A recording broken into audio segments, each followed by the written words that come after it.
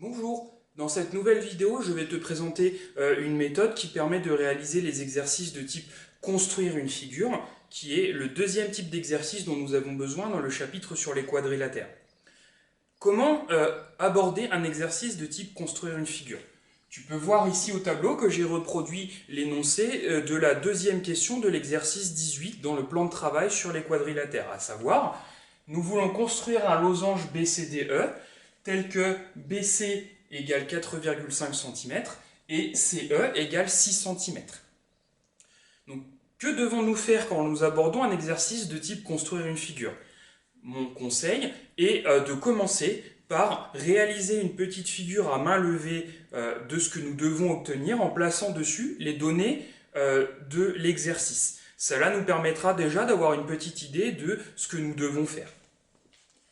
J'ai construit ici une figure à main levée d'un losange BCDE. Il me reste à placer les données de l'exercice sur cette figure à main levée. Qu'est-ce que nous connaissons dans l'exercice? On sait que la longueur du segment BC est 4,5 cm, c'est-à-dire la longueur du segment BC, 4,5 cm.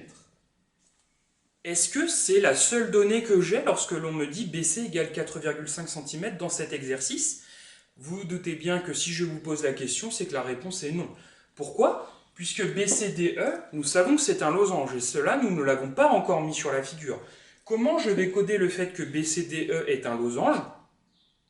Oui, nous allons coder le fait que les quatre côtés sont de même longueur. Donc BC, CD, DE et BE. Ainsi, on se rend bien compte de la puissance de l'information BC égale 4,5 cm, puisque cette information nous donne en fait la longueur des quatre côtés du losange. Alors, vous me direz, pourquoi est-ce que nous avons besoin de la deuxième information? Puisque, à l'heure actuelle, avec cette seule information du fait que le quadrilatère est un losange et que l'on connaît la longueur de ses côtés, on retombe sur la configuration où je connais les longueurs des côtés de mon losange, mais je peux encore le placer n'importe comment. Qu'est-ce qui me permet de figer mon losange? Nous avions vu dans la précédente vidéo que je peux fixer un des angles du losange. Ici, ce n'est pas ce que l'on nous a donné. Qu'est-ce que l'on nous a donné ici? On nous a donné la longueur du segment CE. Mais que représente le segment CE dans notre losange BCDE? Le segment CE, c'est bien ce segment, à savoir une des deux diagonales du losange. Et cette diagonale CE du losange, on nous dit qu'elle est de 6 cm de long. Est-ce que cela nous permet de caractériser complètement le losange BCDE dont les côtés sont de longueur 4,5 cm? Si je repars de mon losange, pour lequel je connais les longueurs mais qui est encore mobile, et que je fixe la longueur que j'ai entre ces deux points-là, j'ai donc mon losange dont j'ai fixé les quatre longueurs des côtés et dont j'ai fixé la longueur d'une des diagonales. Est-ce que je peux encore bouger mon losange? On constate bien que non. Si je connais les longueurs des quatre côtés du losange et la longueur d'au moins une des deux diagonales, mon losange est parfaitement déterminé. Donc avec cette figure à main levée, j'ai bien représenté toutes les données de mon exercice et je sais ce que je dois construire à présent. Pourquoi? À présent que nous avons réalisé une figure à main levée de ce que nous devons réaliser, en fait, cet exercice est maintenant transformé en un exercice du type reproduire une figure. Pourquoi? Puisque ce que l'on nous demande quand on nous demande de construire le losange BCDE avec les deux données de longueur que nous avons, cela revient à reproduire la figure à main levée que j'ai tracée ici. Et donc nous allons procéder avec les mêmes étapes que dans l'exercice de type reproduire une figure à partir de maintenant. Je dois reproduire un losange BCDE dont je connais la longueur des quatre côtés et la longueur d'une des deux diagonales.